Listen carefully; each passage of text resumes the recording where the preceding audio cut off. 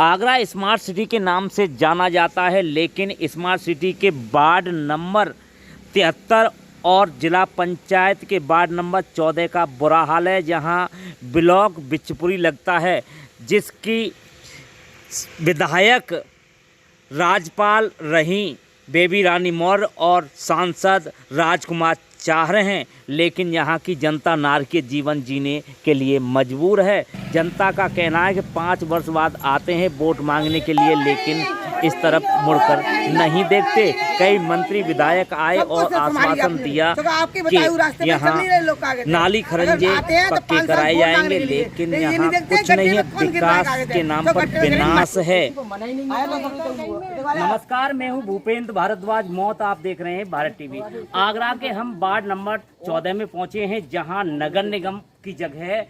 यहाँ का बुरा हाल है, बारिश के समय रास्ते पर कीचड़ हो जाती है, निकलने के लिए रास्ता नहीं रहता। ग्रामीण परेशान हैं। नेताओं द्वारा नाला निर्माण करा दिया गया, उसका उद्घाटन भी करा दिया, लेकिन नाला पता ही नहीं। एक पिक्चर में दिया था कि नाला गायब हो गया, वही यहाँ दिखाई दे रहा है कि जिस पिक्चर में हाल था कि नाला गायब हो गया और नाले के पैसे निकल गए, वही हाल इस क्षेत्र का है। मैं आपको कैमरे के माध्यम से दिखाऊंगा कि ये क्षेत्र के रहने वाले हैं, सभी लोग कह रहे हैं कि यहाँ का बुरा हाल है और निकलने के लिए रास्ता नहीं है।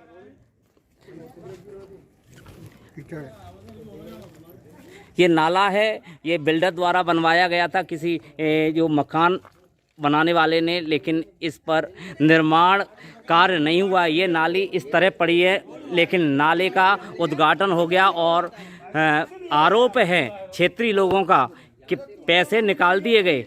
और ये मैं आपको दिखाऊंगा, शिलान्यास बोर्ड है, जो शिलान्यास बोर्ड पर ये है, ये देखिए, श्रीमती ममता सोनू दिवाकर ब्लॉक प्रमुख बिचपुरी के द्वारा ये शिलान्यास पट्टिका लगाई गई है। इस पर यह है मेन रास्ता यहाँ से निकलने वाला, इसमें काफ़ी परेशानी का सामना करना पड़ता है बारिश के समय में। मुश्किल हो जाता है और निकलना यहाँ।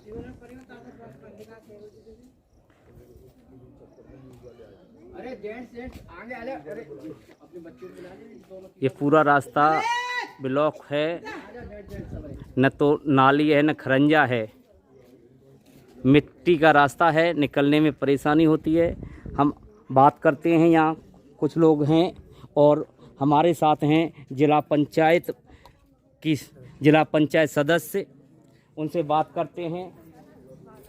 क्या नाम है आपका? मेरा नाम गुड्डी उर्फ राजकुमारी सागर। राजकुमारी जी, ये क्षेत्र है, यहाँ विकास कार्य नहीं है, जबकि स्मार्ट सिटी बोला जाता है। बिल्कुल साहब, अगर आपको मन से बोला जाता है, लेकिन अधिकारियों के माननीय विधायक जी, सांसद है जी, सब ब्लॉक प्रमुख है, इनके कान पर जुआ भी नहीं रख रहे हैं। क्योंकि मैं तो थक गई दे के नहीं है। हमारी जिला पंचायत को मैंने दिया था लेटर का 2 साल पहले, तो बैठा था 430 मीटर, 430 मीटर में तो 200 मीटर बन चुका है, अभी 2 से 30 अब जाएगा नगर निगम में।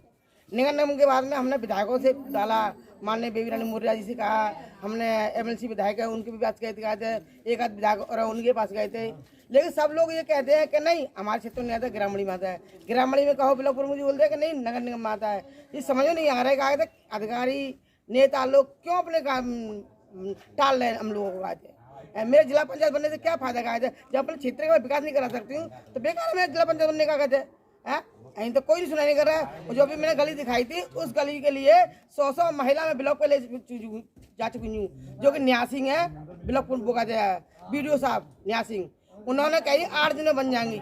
इस रोड के लिए दिया, बोले 8 दिन में बन जाएगा, लेकिन अभी तक किसी कान में जुए नहीं रंग रहा है, कोई नहीं सुना कर रहा है। और इस रोड की कहना जो वार्ड नंबर 73 में आता है पार्षदी में, इस पे मेरी जेठानी बस्ती में थे, वो निकल के आई दवाई लेने के बेटे के संग, तो गाड़ी फिसल गई, उनके सिर में चोट आई, वो साथ ही साथ खत्म हो गई थी। कहते हैं ऐसी घटना कई लोग हो गई हैं, हाथों में पैर फ्रैक्चर है, पैरों में फ्रैक्चर है, कहते हैं।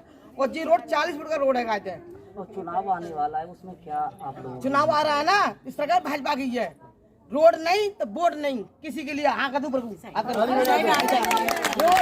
बोर्ड नहीं, हम बैठ कर लिया।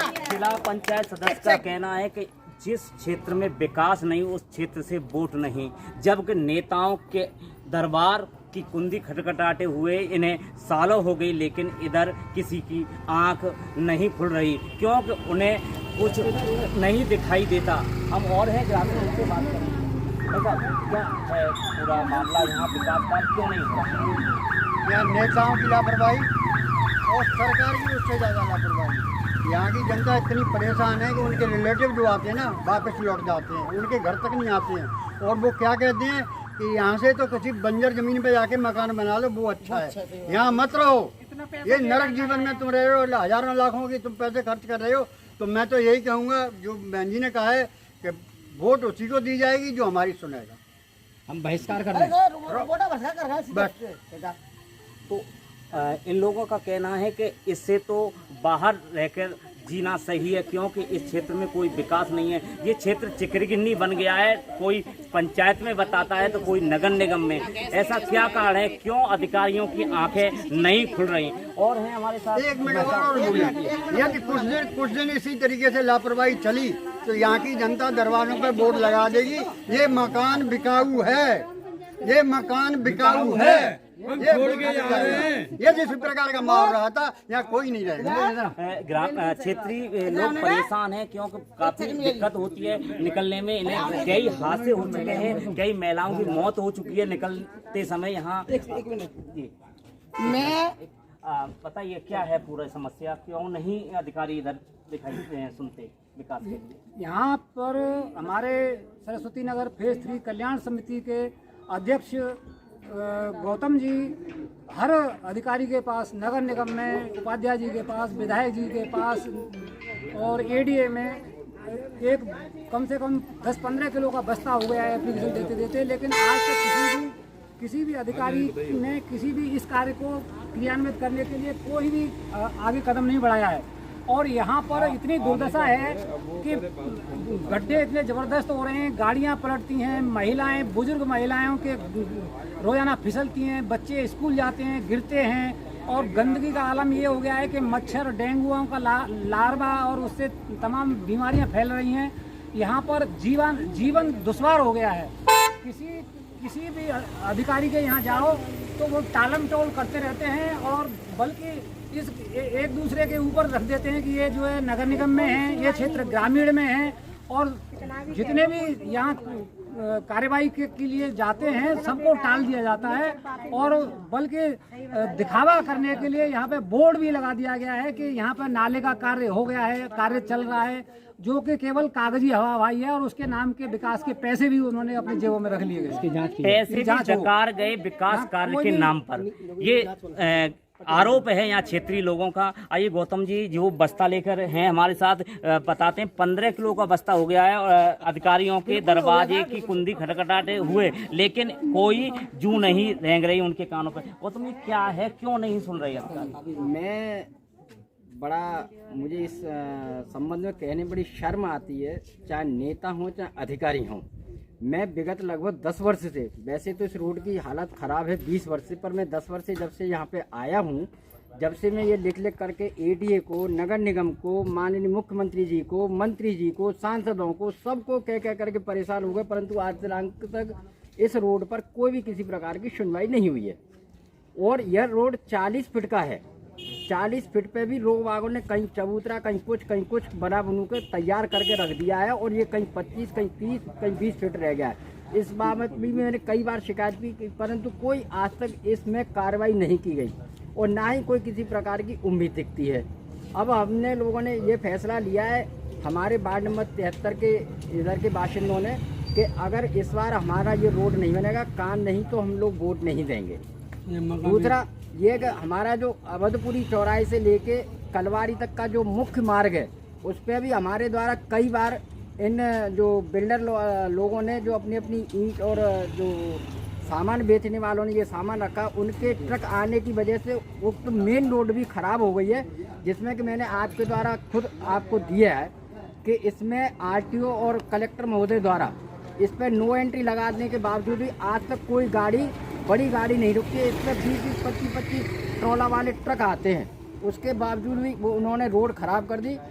अगर नगर निगम वाले कहते हैं कि ये रोड ग्रामीण में आता है, तो जब भाई ग्रामीण में आता है तो इस पे फिर सीवर लाइन किस आधार पर डाल दी आपने गजट नोटिफिकेशन में किस ले लिया आप ही खुद बता दें।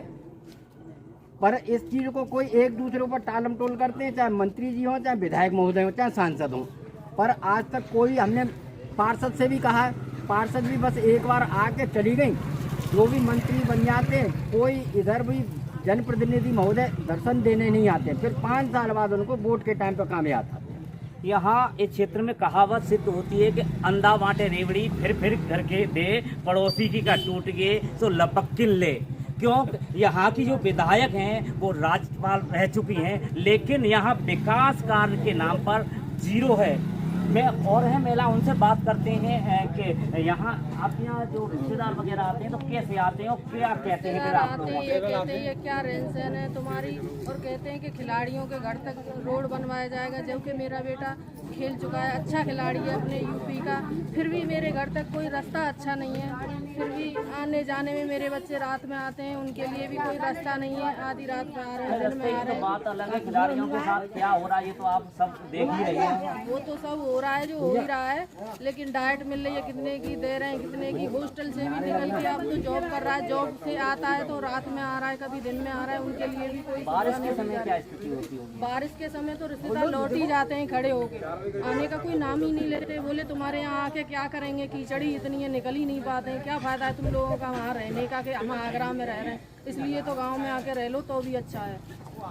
तो यहाँ के निवासियों की काफ़ी परेशानी, रिश्तेदार आते नहीं हैं, उल्टा ताहना देते हैं कि यहाँ रहना इन्हें बेकार है, इससे तो कहीं जंगल में जाकर रहना सही रहेगा। अरे शर्मिंदगी महसूस होना पड़ता है, सब लोग कहते हैं महापौर महोदया ने जब ग्रामीण विधानसभा की हमारे यहाँ जब विधायक थी, जब भी उनके बोर्ड लगे हुए थे लापता के, तो हमको उम्मीद है कि जब विधायक जब अपने कार्यकाल में ही लापता थी तो महापौर के कार्यकाल में ही लापता बनी रहेंगी।